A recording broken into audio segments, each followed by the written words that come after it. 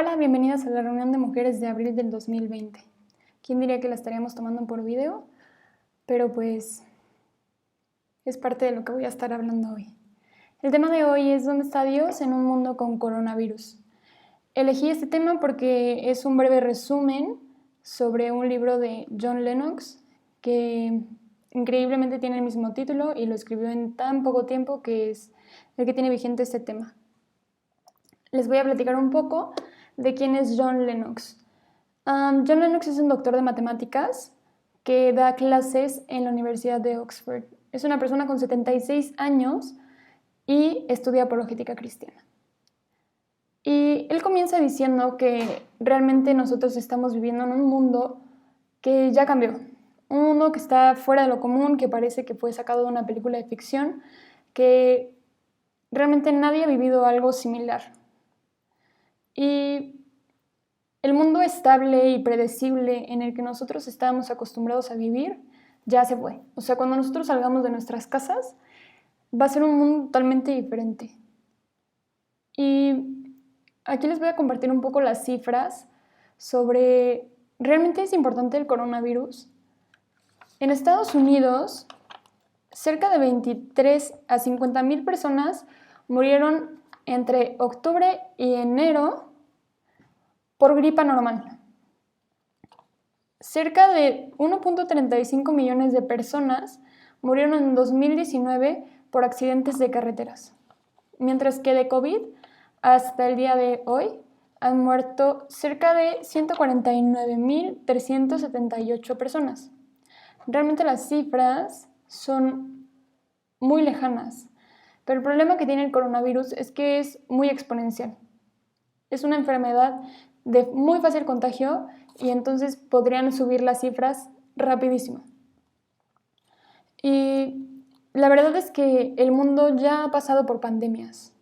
Creemos que porque vivimos en un mundo súper moderno y con medicina moderna y todo eso, las pandemias son cosas del pasado y ya eso no va a pasar en un mundo actual. Por eso es que nos tomó tan de sorpresa el coronavirus. Pero realmente les voy a contar un poco de las pandemias que hemos sufrido. En el año 165 a 180 después de Cristo, 5 millones de personas murieron de una enfermedad que se cree que era sarampión. No está comprobado, pero creen que pudo haber sido el sarampión. Después existió la plaga Justiniano, del 541 al 542, donde murieron 25 millones de personas. Después está la peste negra, que fue en 1346 al 1353, donde murieron de 70 a 100 millones de personas, quedándonos solamente con el 20% de la población mundial. O sea, realmente estas cosas ya habían pasado y no es algo que nos debería sorprender tanto. Además de eso, algo que me súper sorprendió fue que han existido otras pandemias como el VIH. Entre el 2005 y el 2012 murieron 32 millones de personas por este virus. Entonces, es algo que sí hemos vivido, pero tal vez no nos hemos percatado de eso. Además de esto, han existido epidemias, como la epidemia del cólera, de la gripa, de la tuberculosis, de la tifoidea, etcétera, etcétera, etcétera. Entonces, no es algo nuevo y ya hemos pasado por esto.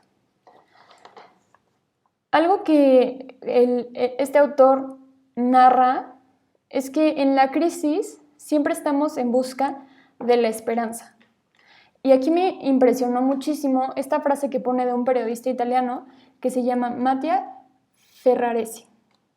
Él dice que los creyentes tenemos una fuente esencial de sanidad espiritual y esperanza, que es Dios. Y este es un remedio contra la depresión, porque nos provee de ayuda psicológica y emocional, lo cual forma una parte integral de nuestro bienestar. Entonces, nosotros como creyentes tenemos un super plus, una super medicina para estos casos. Ya estábamos preparados. Tenemos a Dios. Y que lo diga un periodista me sorprende porque él dice, las personas que tienen a Dios tienen mucha calma y eso los ayuda a salir de la enfermedad, los ayuda a no contagiarse incluso, porque entonces son obedientes a las indicaciones y hacen las cosas bien. Ok. También, como les dije, en la crisis se busca esperanza, pero también la crisis muestra dolor y sufrimiento. Y aquí es algo que me interesó muchísimo. El dolor y sufrimiento tiene dos fuentes. Tiene la fuente del mal natural y del mal causado. El mal natural son males que no tienen moral.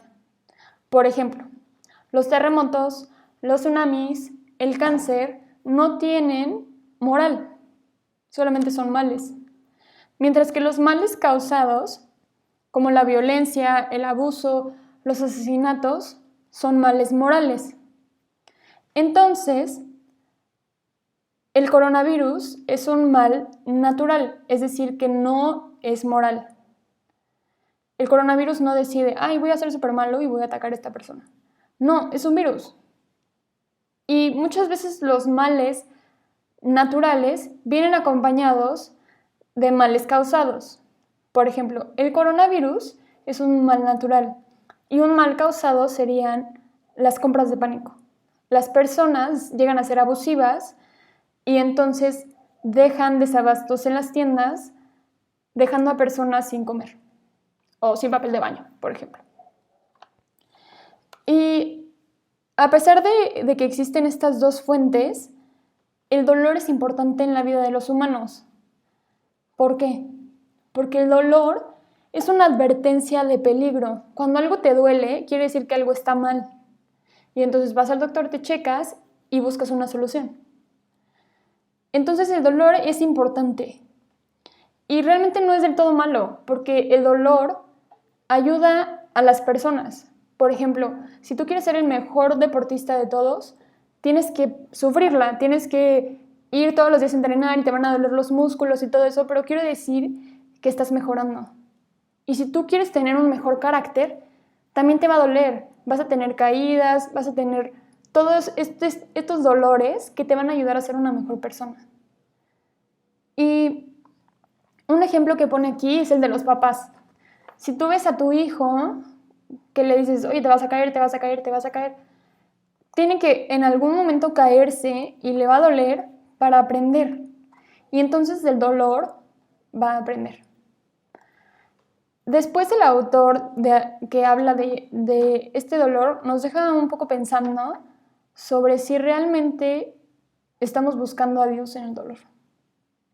Y si realmente este coronavirus nos ha hecho voltear a ver la solución. Más adelante habla de las reacciones de las personas que pueden tener ante el coronavirus. Y las narra de diferente forma, pero yo se las decidí dividir en tres, porque fue la forma en la que yo las entendí.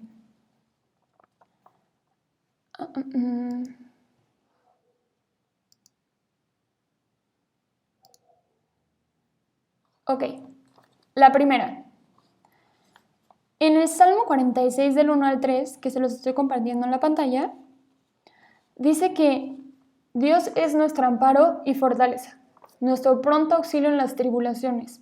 Por tanto, no temeremos, aunque la tierra sea removida y se traspasen los montes al corazón del mar, aunque bramen y se turben sus aguas y tiemblen los montes a causa de su braveza. Entonces, el primer camino tiene que ver con que tú decidas tomar a Dios como tu pronto auxilio.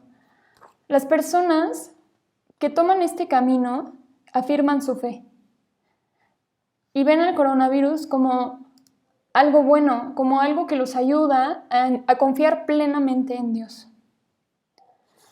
El segundo tiene que ver con las personas que creen que el coronavirus es un juicio de Dios y que Dios mandó el coronavirus para que nosotros entendamos y que nosotros suframos y entonces Dios nos va a juzgar porque hemos hecho las cosas mal y todo esto. pero me encantó este pasaje, se los voy a leer. Está en Lucas 13, del 1 al 5. Dice: en este mismo tiempo estaban ahí algunos que contaban acerca de los galileos, cuya sangre Pilato había mezclado con los sacrificios de ellos. Respondiendo Jesús les dijo: ¿pensáis que estos galileos, porque padecieron tales cosas, eran más pecadores que todos los galileos? Os digo, no. Antes, si no os arrepentís, todos pereceréis igualmente. O aquellos 18 sobre los cuales cayó la torre en Siloé y los mató, ¿pensáis que eran más culpables que todos los hombres que habitan en Jerusalén? Os digo, no. Antes, si no os arrepentís, todos pereceréis igualmente. Entonces aquí Jesús está poniendo dos ejemplos. Pone unas muertes por un mal moral y las compara plenamente con las muertes del mal natural.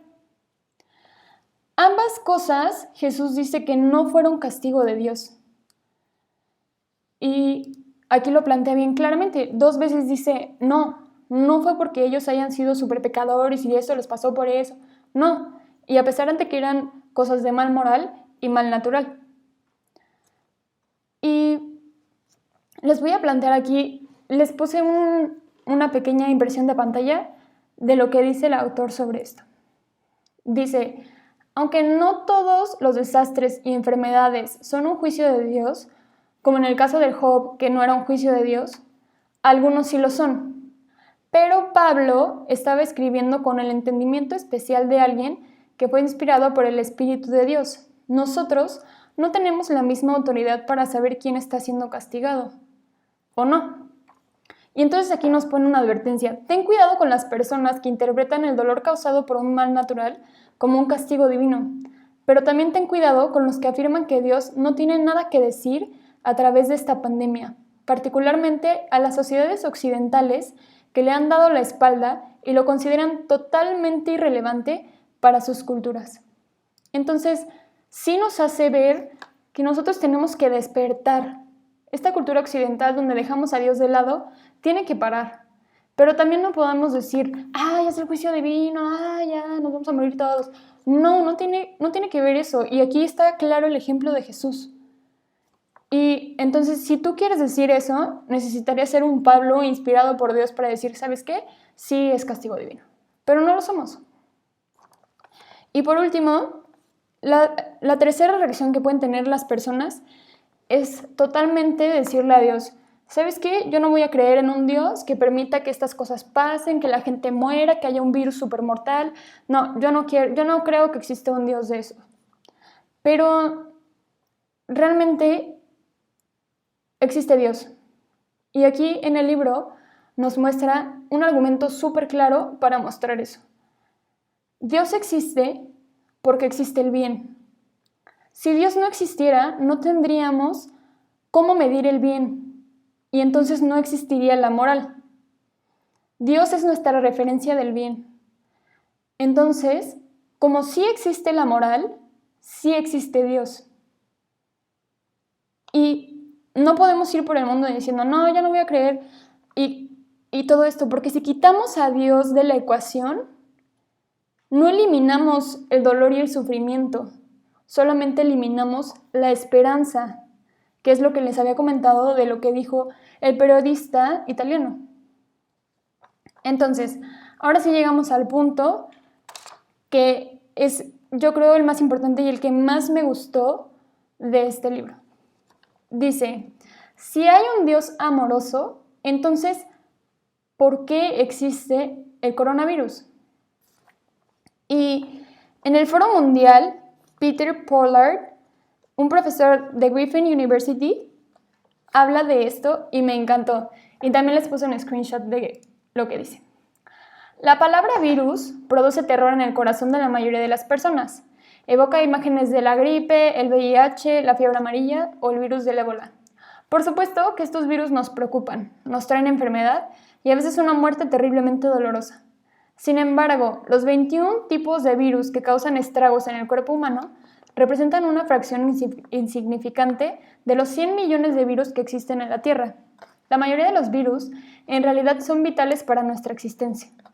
La enorme cantidad de estos virus buenos es impresionante. Su concentración a lo largo en un lago o río productivo suele ser de 100 millones por mililitro, el equivalente a más de 4 veces la población de Australia, ocupando un cuarto de una cucharadita de agua. Los virus no son organismos vivos, son simplemente fragmentos minúsculos de material genético, ADN o ARN, cubiertos de proteína que se comportan como parásitos. Se adhieren a otra célula, huésped, inyectan su material genético y se reproducen usando las vías metabólicas de las células. Luego, los nuevos virus se separan de la célula explota liberando cientos de virus. La combinación de un alto crecimiento bacteriano junto con la infección viral es lo que mantiene funcionando a los ecosistemas. Por lo tanto, los virus son una parte crucial de reciclaje de nutrientes inorgánicos, aunque son diminutos y parecen insignificantes. Los virus realmente tienen un papel global fundamental en el reciclaje de los nutrientes a través de la cadena alimenticia. Apenas estamos comenzando a apreciar el alcance de su impacto positivo para nuestra supervivencia. Los virus son los más pequeños entre nuestros héroes no reconocidos. Entonces, realmente los virus forman una parte esencial de nuestro ecosistema. Son realmente cruciales, crean un equilibrio, los necesitamos. Y como lo dice ahí, son héroes que no reconocemos.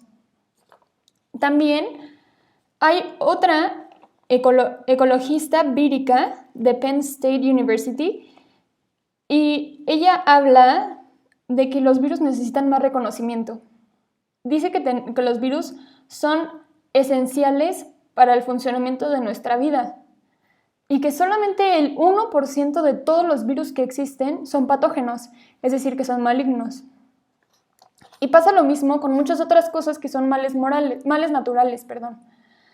Por ejemplo, las placas tectónicas, que son las que causan los terremotos, son esenciales para el funcionamiento de nuestra vida, porque las placas tectónicas, si no se movieran, crearían la extinción de la Tierra, porque estas placas crean un termostato global y crean un equilibrio de los químicos de nuestro planeta, en especial del dióxido de carbono. Entonces, cuando yo llegué a este punto del libro, me pregunté, pero si los virus, son esenciales, pero ¿no podría Dios crear un mundo donde existieran virus, pero que no existieran virus malos? Y boom, que el autor pone esta pregunta y dice, entonces Dios no podría crear un mundo sin virus malignos. Y dice, sí, pero también entonces nos tenemos que cuestionar otras cosas. ¿No podríamos tener un mundo con electricidad que no tuviera peligro? ¿O un mundo en donde el fuego no quemara? ¿O un mundo donde bla, bla, bla, bla, bla? Y es cierto, hay muchas cosas que ya estamos acostumbrados a vivir y no cuestionamos, pero también nos pueden causar daños. Entonces, Dios pudo haber hecho un mundo de robots, un mundo donde todo el mundo hiciera las cosas como las abejas, que todo funciona como un reloj y todo tiene un orden y todo funciona a la perfección, pero no existirían los humanos, porque los humanos tenemos la capacidad de decir sí o no. Y cuando Dios nos pone esa capacidad, también nos da la elección de hacer el bien o el mal. Y dentro de su soberanía, el mal es posible en su mundo. Sin embargo, no es su plan que el mundo tenga maldad.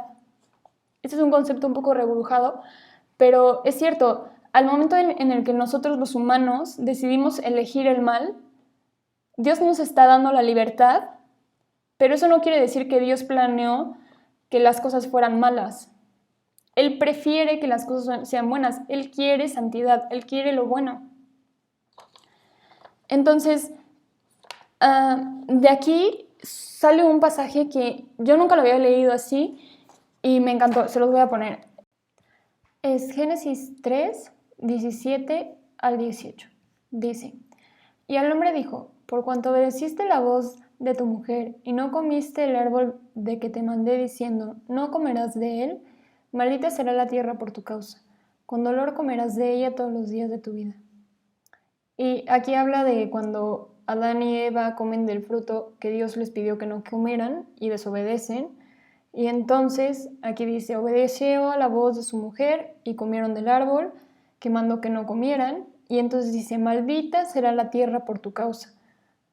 Y con dolor comerás de ella todos los días de tu vida. Y la parte que más me sorprendió es esta. Espinos y cardos te producirá y comerás plantas del campo. Es decir, que cuando ellos comen y desobedecen, entonces hay un cambio en la tierra. El huerto que era precioso, este huerto perfecto, se ve afectado también por el pecado de Adán y Eva. Pues empieza ahora la tierra a producir espinos y cardos, cosas que no querías en la tierra, pero a final de cuentas el pecado también afecta y entonces hay cambios ahora en la tierra en la que vivían Adán y Eva. Y entonces en este pasaje es como el autor muestra que probablemente existía todo este ecosistema perfecto, pero a través de estos cambios se empieza a ver estos patógenos.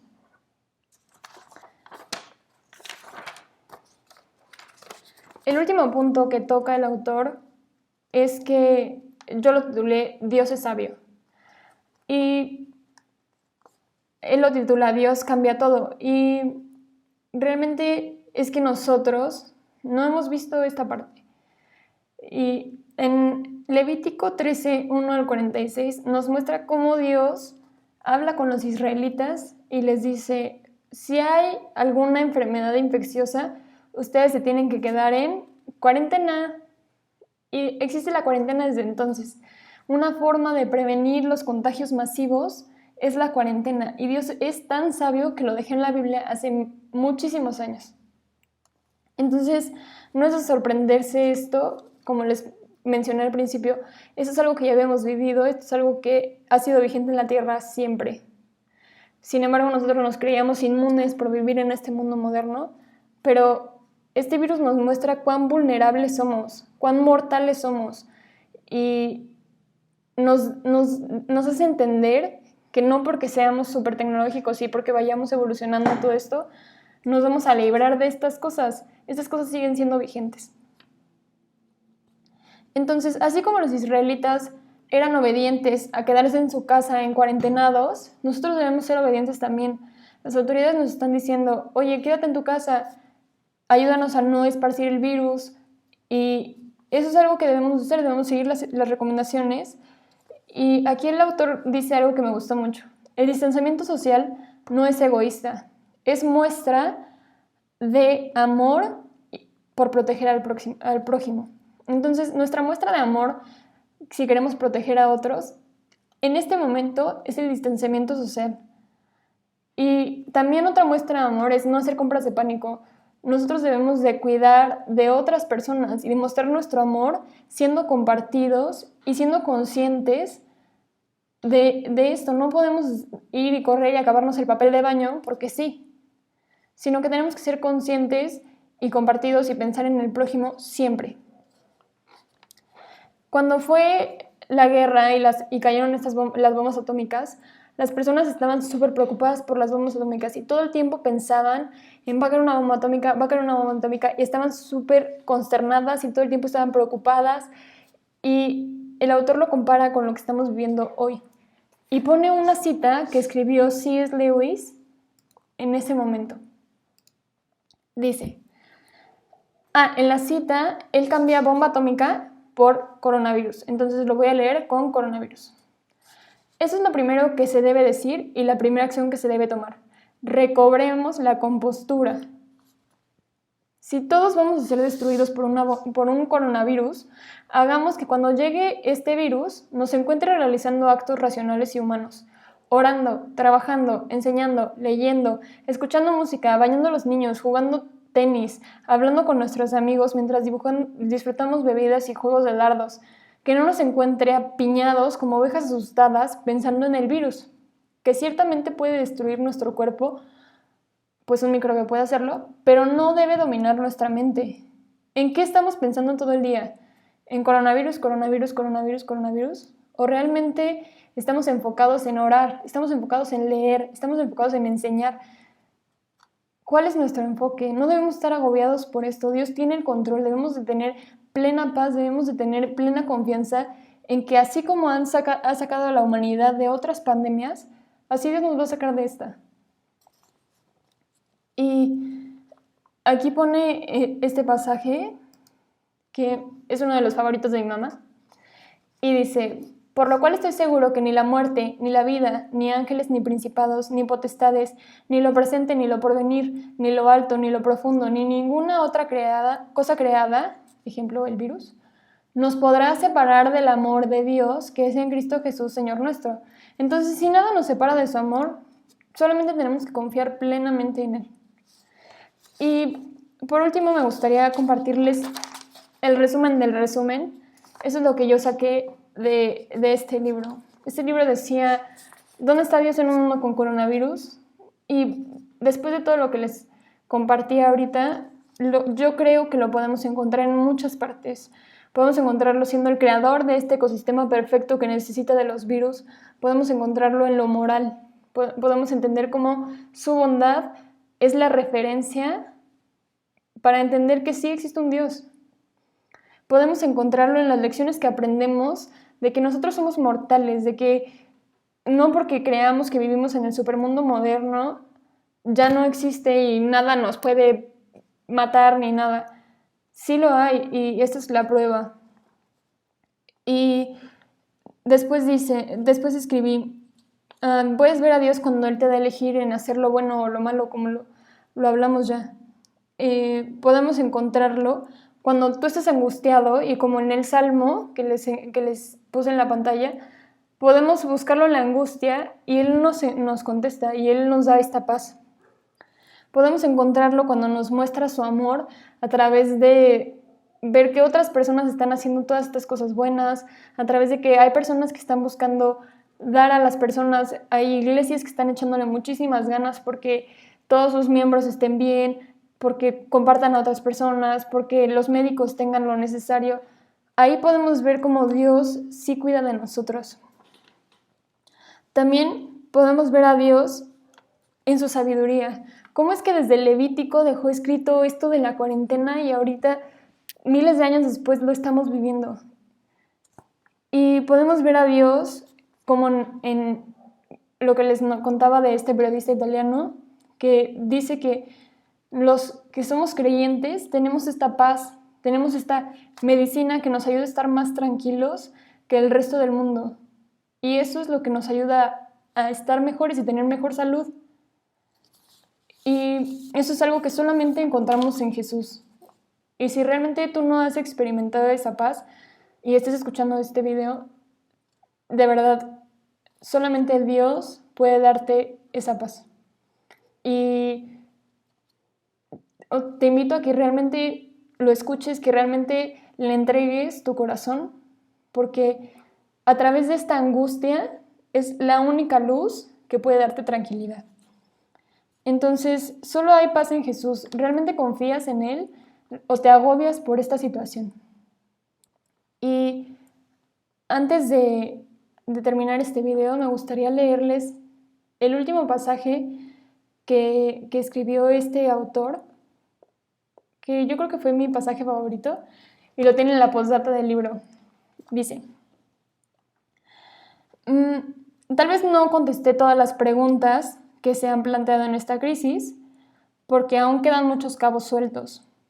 Y hay temas que quisiéramos tener más claros, que probablemente los resolveremos hasta que lleguemos a la presencia de Dios.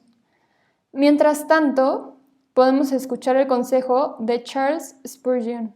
Dice: Dios es demasiado bueno como para ser cruel, y es demasiado sabio como para equivocarse. Cuando no podemos ver su mano, debemos confiar en su corazón. Y bueno, creo que esta frase no necesita explicación. Entonces, eso es lo que les quería compartir. Muchas gracias que vieron este video.